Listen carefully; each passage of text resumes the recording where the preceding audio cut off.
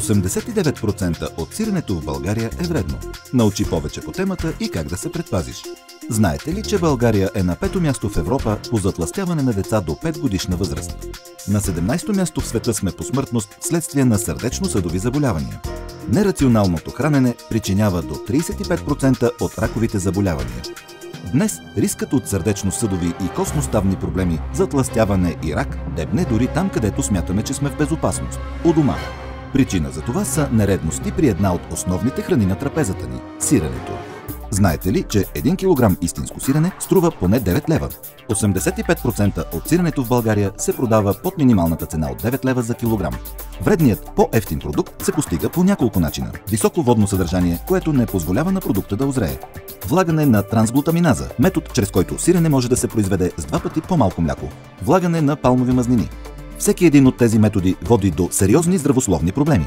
Понякога тези евтини и вредни за здравето продукти се разпадат много по-лесно при натиск, но много често трудно могат да се разграничат от качествените сирена.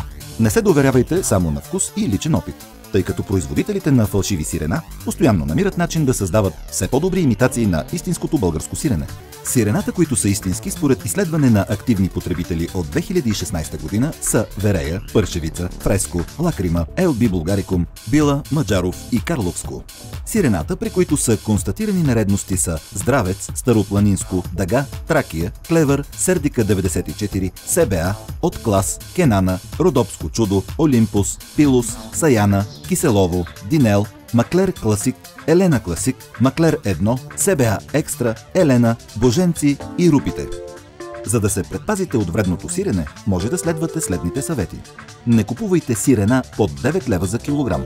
Не купувайте насипно сирене.